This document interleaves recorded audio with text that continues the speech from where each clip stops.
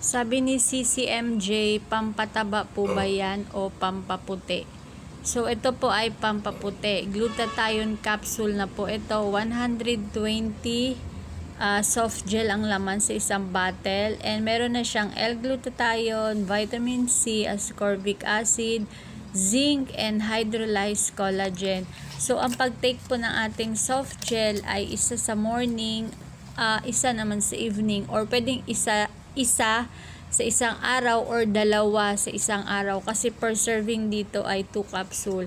So ako kasi iniinom ko siya mga sisi, yung may laman na yung tiyan ko kasi nga acidic ako, hindi pwedeng walang laman ang tiyan pag uminom ako ng mga ganitong glutathione. Tapos mabaho po siya ha, ganito yung ano niya, soft gel, madali lang naman siyang inumin kasi soft gel. Ayun, sa mga gustong mag-try ng ating Vita Glutathione capsule, ilalagay ko dyan sa yellow basket.